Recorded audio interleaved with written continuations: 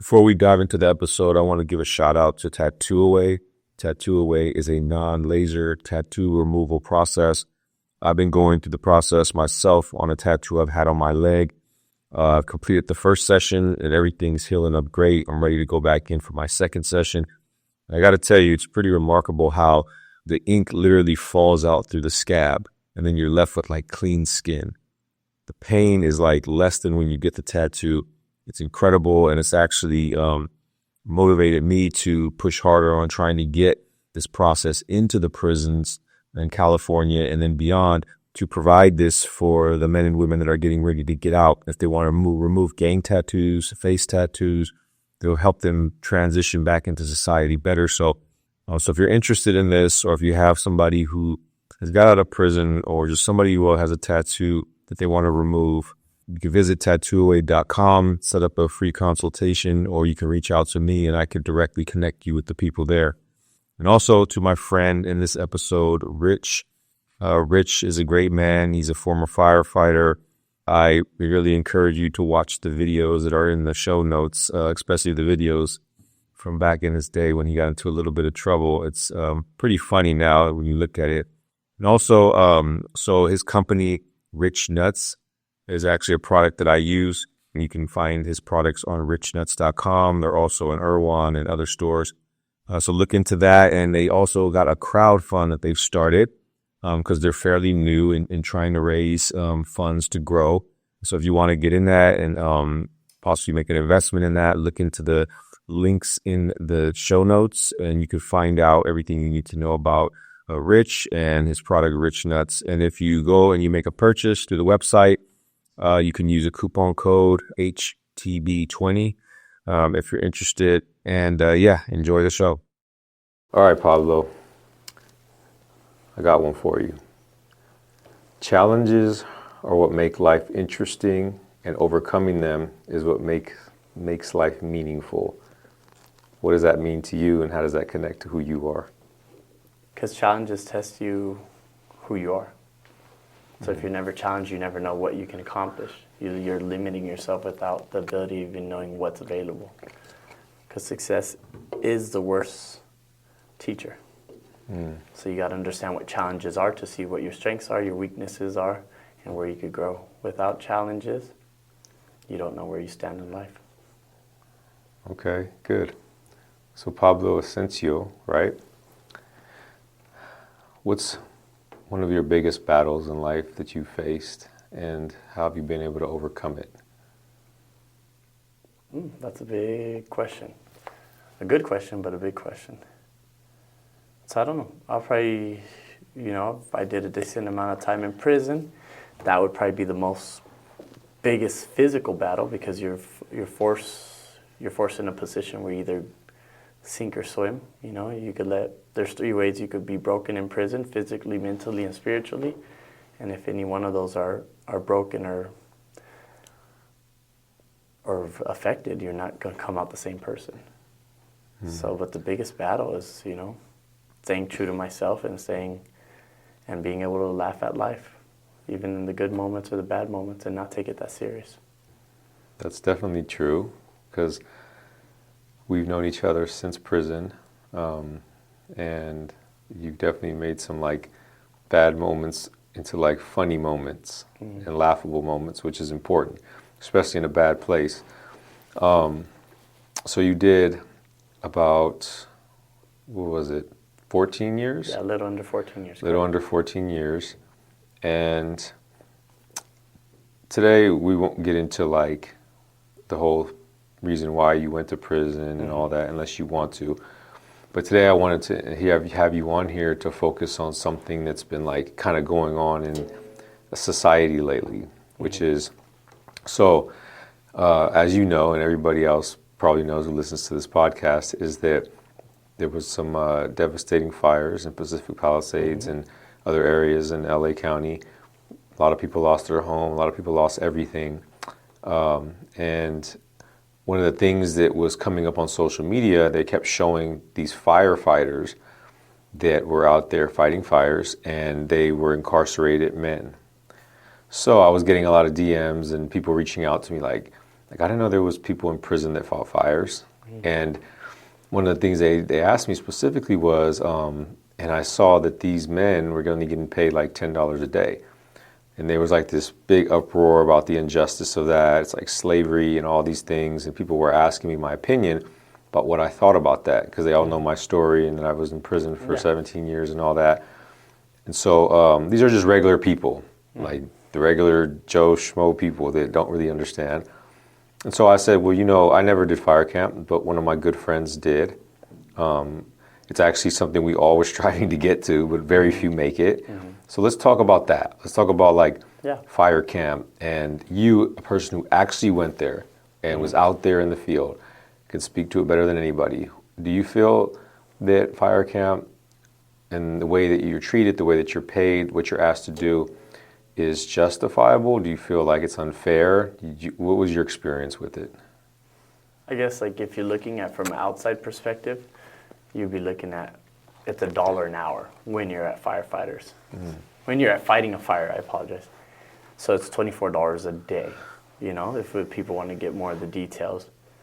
But I never went to camp for money reasons. I never went to camp to, you know, make a difference.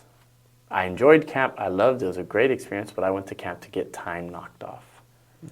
So me getting the opportunity to go to camp, you know, even when all the odds were not in my favor, COVID, everything, you know, I got lucky. And, you know, even social norms I weren't accustomed to at the time.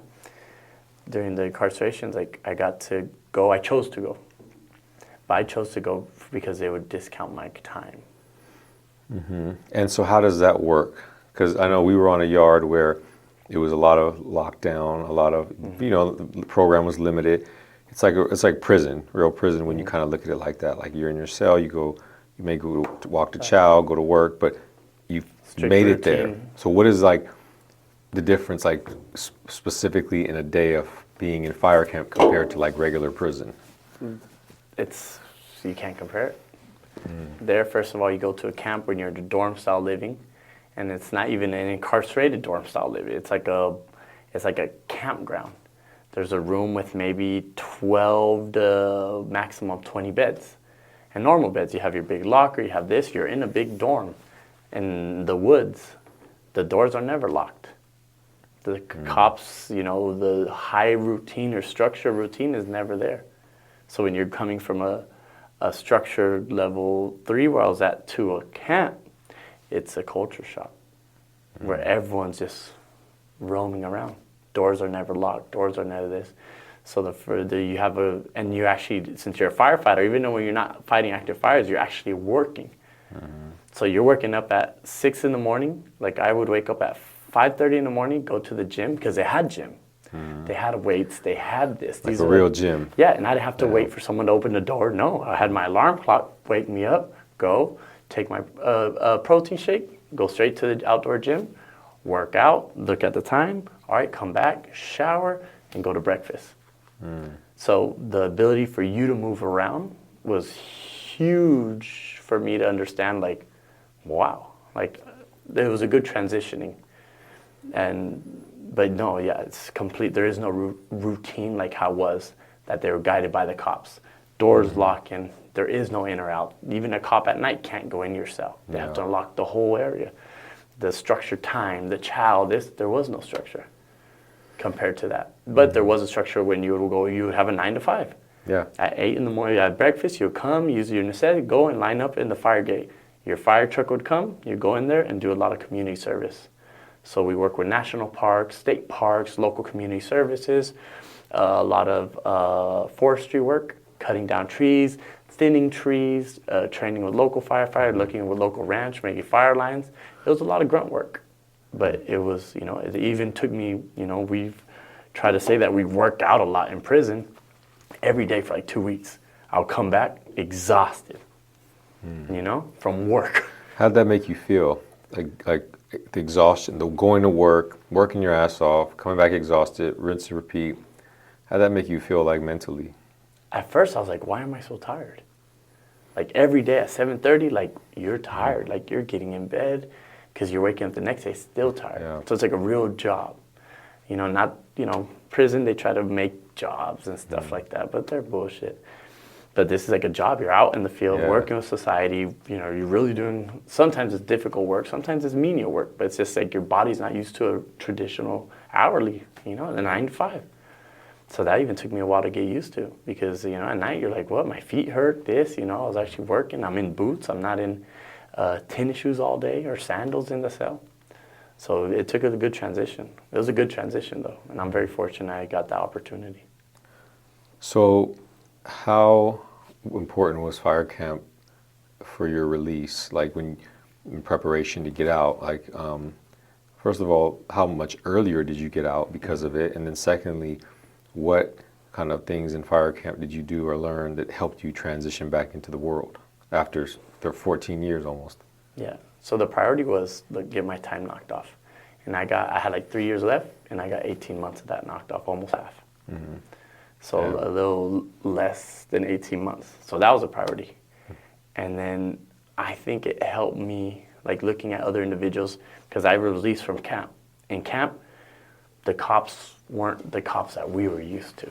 Mm-hmm. Where it was like, you don't talk, you don't do this. There's a social boundaries and skills where you're just like, you don't cross. Yeah. And there it's just like, these is Club Med for them too. Everyone's there is just trying to make money, stay out the way, and relax. And they have a very relaxed environment. They're very relaxed, and they feed you real food. In prison, in traditional prison, 4s, 2, 3s, whatever, they have everything soy-based, processed this. Yeah. They're coming with the U.S. food truck that provides Northgate, Albertsons, this, where they order from them. So the same food. So when we're eating eggs, it's real eggs. When we're eating steak, it's real steak. When we're eating chicken, it's real chicken that they would order weekly for the camp of 75 people to 100 people. So just the diet, in a week or two, you're like, wow, I feel better because you're eating better food. Yeah. You walk better because you're in shoes, you're out and about, you're in the outdoors, you're breathing. And then I think that helped me a lot, being able to go into society. Like I was working in Monterey Bay. I was in the cities of Monterey Bay working with civilian staff that worked at local home associations or work with local parks. And, it was awkward but they didn't treat you like, a traditional, that prison institutional complex where they treat you like less. And I was like, hey, what's up, bro? How can I help you out? And, and I know that helped me a lot in my transition because I was every day out. And this is before I started Firefighters, just going out to the city, meeting people, getting used to being in a group of men working together and stuff. When you're in traditional in prison, like, I don't want to meet people. Right. I don't care to meet my neighbor. I don't care. You could live by someone 20 years and never even say hi. And this is like, it helped me huge. And even when I got out, I still battled severely with social anxieties and stuff like that. But if I didn't go through that experience, it probably would have been tenfold worse. Yeah. So would you say that fire camp is a good thing for people to experience, and that I guess the low pay is kind of justified in other perks and benefits, like getting out so much earlier, so you're not getting maybe a lot of money, but you're getting other things. Like I mentioned earlier, it's like they said the program, you get 18 months off, you go there for free. Those 18 months off, even if I've heard on the news, like, oh, you can at least give them a minimum wage and shit. Like, I don't care for the minimum wage. Because whatever, those 18 months of freedom, it's like, is irrelevant to the money. Because if you start paying them more, they could start using different sets. And no one goes there to make money. That's to be the honest truth. No one goes there to be like, hey, I want to make $10,000 a year pro. No. That's like when you go fight fires, you make that $1 an hour. And I think it's like no one goes there to make money. Yeah, it's for other reasons. It's more for freedom, right? Yeah, more freedom, better food, less hostility, less like you could roam around the camp. Yeah. You go hiking every week, you're out in nature, you're out here by the beaches, we're at different areas. It's like, bro, it's like compared to such a restricted environment, it was godsend. Yeah. Like I could go outside at 8 at night and just sit under the stars by myself in a hammock and just lay down. Yeah. They had a softball field, they had soccer fields, it was like just like that, but it was outdoors. It wasn't restricted to that. And the gym. Yeah, that's so cool. So what did you do or other firefighters that are incarcerated do different from like regular free firefighters? Is there a difference in what you can do? I mean, can you drive the trucks? Do you handle the hose? Do you what is the task of the firefighters that are the incarcerated? When I first signed up, I thought we were going to be in the background. Yeah. I thought we were going to be the ones in the background helping organize this. Yeah. Bro, we are not in the background. We're in the front. Like the paid firefighters, the engines, which is a truck, it comes with a captain, an engineer, and I can't forget the pilot. I can't forget there's 3, and they had maybe a 1 firefighter, and then they had we were a fire crew, so a hand crew. So a hand crew, we're the ones in the mountain creating a fire line up hills wherever the bulldozer can. So you're in the mix. You're working hose. We don't drive cars. That would drive the SUVs. That's always delegated to the captain, the fire captain. But we don't, bro. You're doing everything, and I would get mad sometimes out of long that because when we would show up, the real firefighters would be like, oh, finally. You know, because they're they're doing a little work, but when we show up, it's like, all right, now we got real workers. Yeah. Now we got people who hike 3-4 hours into the mountain and work day and night. Wow. It was grueling work. It was difficult work, but it's like how you said the challenges in the morning, and in the comment you mentioned earlier, the challenges. That was real mental and physical challenges. I worked out like a hog and a beast, and all these little challenges that people want to do to get shape doesn't prepare you to be on a fire. To hike with 80 pounds on your body, on top of your body weight, for hours on end. And then work. Yeah. And work, we're carrying chainsaws, axes, clearing. And when you talk about work, it's like you go to a forest and there's 5 feet. All right, this 5 feet for the next 3 football fields, clear of everything. So if there's trees, brush, take it out. Turn it to a dirt road. And that would be the fire break that would ideally stop the fire. Damn. So, what do you think went wrong with the fire that happened in the Palisades? Like, what, from your experience with firefighting and all, like, can it have been prevented?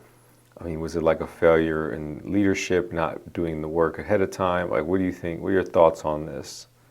It's beyond my pay grade because and the news is so janky. The news is only going to give you what the fire departments are allowed to say.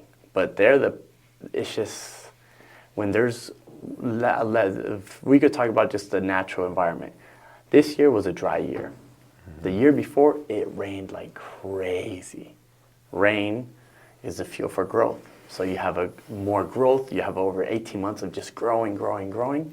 And then the El Nino winds, dry, hot air, dry climate. San Diego, I'm out of San Diego, but Los Angeles is, when it doesn't rain, it's dry. And people don't maintain it. The fire departments encourage people to maintain certain safety precautions for their properties and stuff like that, but no one ever thinks it's going to be them because firefighters are reactive. So you can't say, hey, what's going on? You can only hear the bad things like, hey, the city of LA ran out of water. That shouldn't have happened, you know? So there's a lot of things at that, but remember, firefighters are reactive. They're called when it's already too late. Yeah. So there's no way in hell I could put any type of blame on them because they're reacting to a scene. They're making the best decision made, and sometimes the best decision is just to wait. Yeah. Like definitely the Palisades, the topography and stuff like that. It's like you put a lot of people in danger and try to save some properties, and sometimes you have to wait to protect the people you're working with, your crew, your captain, the helicopters, and there might be nothing you can do. Yeah. But to wait it out, and then work, or start 10 miles, 5 miles down the line, because it's too unpredictable. The winds were crazy at that time. Yeah. The dryness was crazy. No water. So now you're fighting a fire with no water and just axes, McLeods, chainsaws, and bulldozers. Yeah.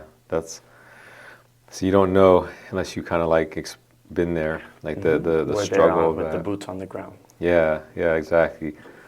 Yeah, I think that because like I said, I've always heard people trying to get to fire camp. There's all these benefits. So my thing was always like, well, it's actually a privilege to be there. Correct. You know, and then it's a privilege to work, honestly, in prison. You know that. Like sometimes if you're like trying to like stay productive, busy, get time off, and just to like for personal fulfillment, you want to do something, right? You don't want to just sit in your cell all day. That's I mean, that's not helpful. It's dangerous. So yeah, mental health and physical. Yeah. So when you get that opportunity, it's a benefit. So for people out there that just don't know, and they think it's kind of like, oh, that's, you know, slave fucked labor. up. I heard that Yeah, too. slave labor. But I just wanted to bring that a clarity to that, and you know, you being there speak to it better than anybody. I kind of knew that, but I didn't never go, so I didn't want to speak to it. But I'm glad that you were able to really get into that and share that with people who really don't know and understand. But it is grunt. It is. I want to say slave labor, but it is real fucking labor. Yeah. Like I'm talking about, you test your boundaries, physical and mental ability. Because you got never in my life I would imagine I could work for hours on end of grueling, hard labor work with a 40-pound, 50-pound backpack, with a helmet and boots, sweating my balls off. Yeah. Sit down, take a 10-minute break, and they say, hey, we got this going on. And there's someone who's more exhausted than you, stands up to go to work, where you're like motivated by that individual. Yeah. You know, where you're gassed. Yeah. You're eating just to fuel your body immediately, because you're talking about days on end, weeks on end sometimes. Yeah. And it's amazing the power of the mind, because the body will guide. You could be whooped.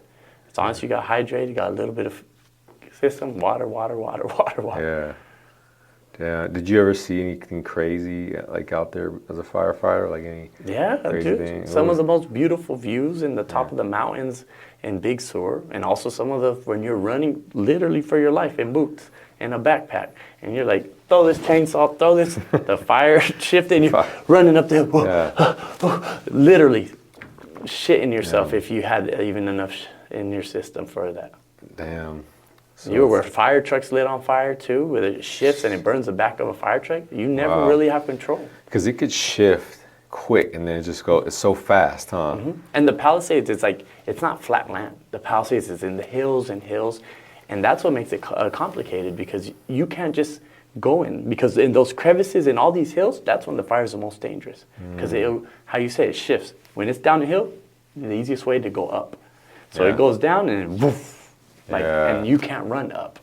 Yeah. It follows the gravity. It follows the air. And fires go up. So it's an amazing experience. And if I was younger, I would have did it for at least 5 years, because I really enjoyed it.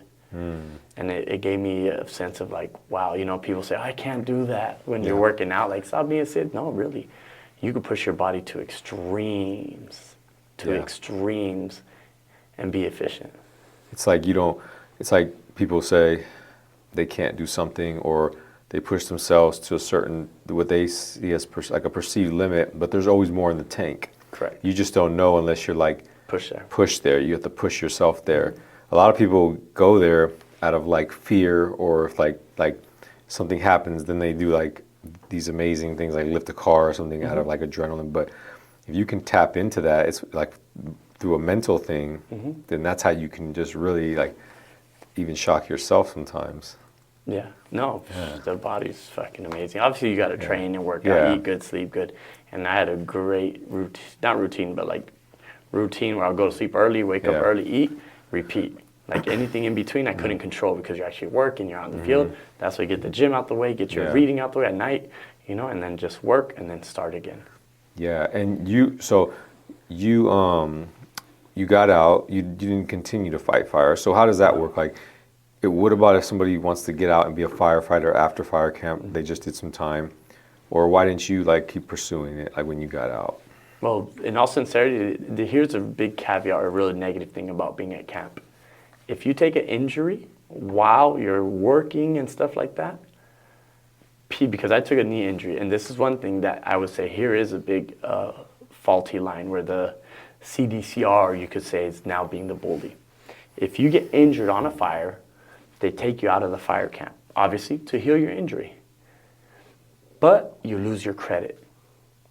So if you get injured while fighting a fire or while working on the city, working your job, they send you back to a holding prison to get healed or to settle and then come back, but you lose your credit. And I took like a knee injury, don't know what it really was, but luckily we got hit with COVID and I had like a week off and I was bedridden and that let me heal. But other than that, I didn't want to report the injury. I could have aggravated it 10 times worse. But if I left camp, I lose a discount. Even if I got injured while fighting a fire. Damn. Right when you leave camp, they fuck you. Wow. And that's one big thing where it's like, I'm fighting a fire, I break my ankle. You go back to holding in prison, you get no fire camp discounts when you've hurt yourself on a fire. And then that's where it comes, people could claim, you're being selfish, you're being evil. There's moments in yes. But the money thing, no one goes there for money. Let's be honest. The slave labor, I don't even like using that term, grueling labor, it is. Yeah. But so are everyone else who's fighting a fire is working like a slave too. Right. But regardless of that, you would still rather choose fire camp than regular prison. Fuck yeah. Yeah. The food was great. No doubt, Being out there in the outside, I had some of the best hikes. You walk up a 10-mile hike on the top of a mountain, just of seeing the views for a day. And lucky I was in Monterey Bay, so I got to hike Big Sur, work fires up there where you see the beach, the ocean, Carmel, Pebble Beach. I got to be in a cool area. Did anybody like that you knew like die or anything happen during that time? Luckily not, but you always hear about the people who've been around the injuries, and I know there was an injury about there because you're using live chainsaws and stuff, where an individual got hit in an artery and they weren't able. And he was an inmate, and like I doubt he got any type of benefits or his family got any type of benefits because he's incarcerated. But yes, it's a high probability. It's a difficult environment. And why do you think you didn't want to like continue to do firefighting when you got out?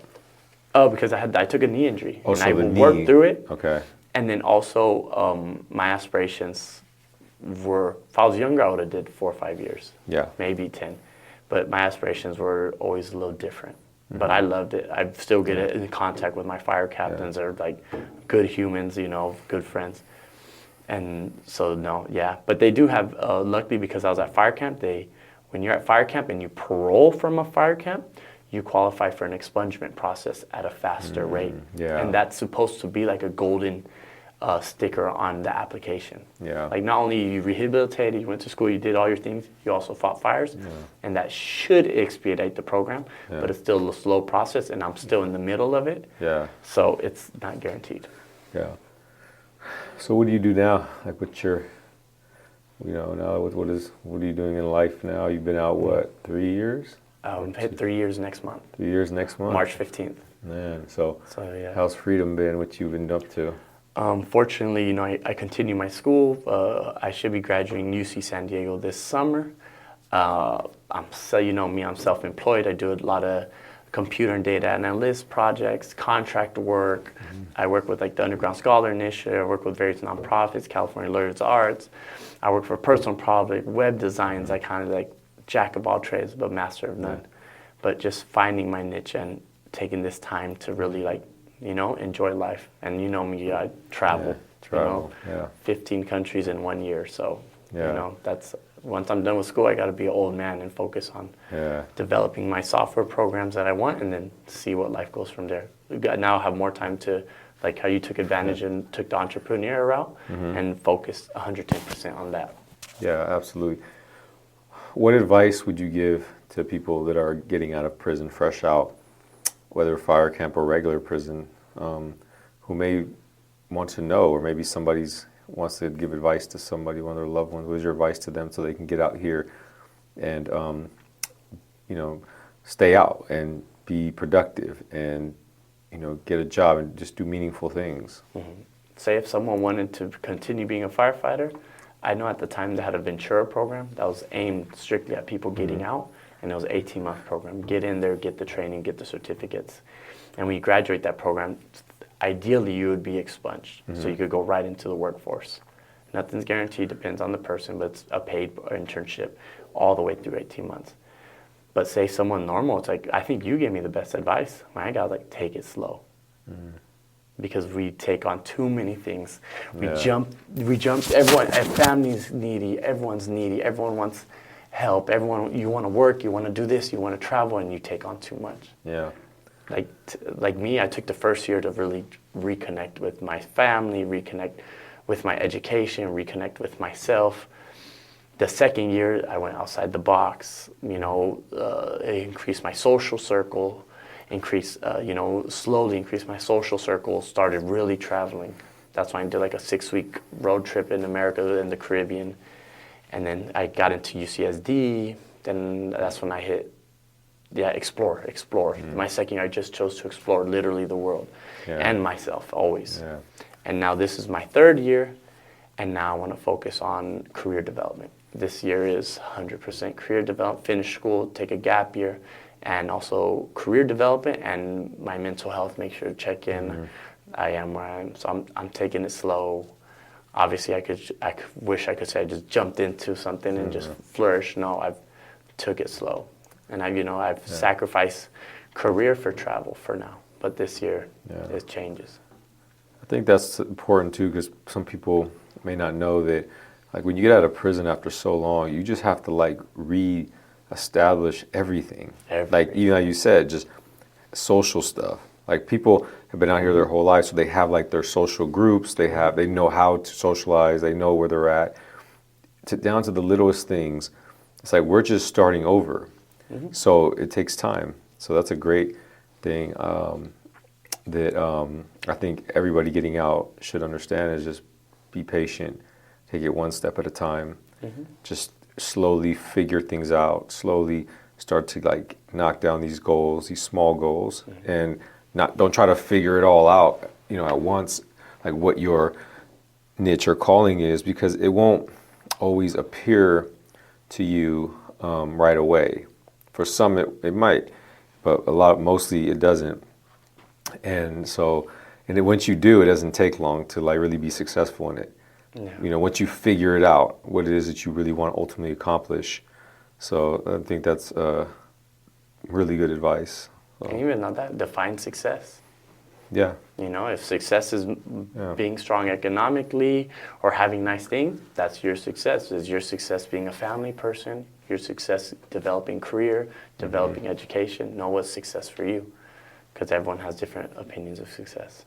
Exactly. So that's huge. Yeah. Figure out what success is for you and pursue it, like whatever that is. Not try to do what other people are doing that they perceive as successful. Yeah, exactly. We spend too much time, building barriers to protect ourselves in defense. Now it's like you don't have to be an image. Now you can focus on who you are, and you might have to find out who you are. Yeah. Because when you're incarcerated for more than 5 or more than a decade, you have to when you step outside the walls, step outside the fence, step outside the camp, whatever position you're in, you have to reevaluate yourself. Yeah. Because you've changed for the good or the better. Like in the beginning, I said there's 3 ways, in my opinion: physical, spiritual, mental. If any of those are broken or hindered during incarceration, and analyze yourself. Work on yourself. Good stuff. Cool. Well, thank you, Pablo, for this interview. I think, man, I learned a lot, certainly, about fire camp and the whole thing, and just like how much that it can benefit a human being to go through adversity like that. Because, like you said, I think you grow through the challenges, and if you're challenging yourself in a place like that, physically, mentally, because it takes both, then you're going to grow. And then you're going to take that same thing out here and apply it, and you're going to see results. So thank you for informing us about all that, and I appreciate it. Is there anything else you want to say before we close? I appreciate you letting me be a part of this podcast and being able to work with How to Battle, and I hope hopefully someone learns something, because there's a lot of stuff on the internet. I've seen friends post it up, editing the CDCR, our firefighters, and turning into slaves and this. And from outside perspective, they have they got their opinions, and they might not be far off, but it's a great opportunity. And sometimes people try to fix something, and they're really in the long run making it worse.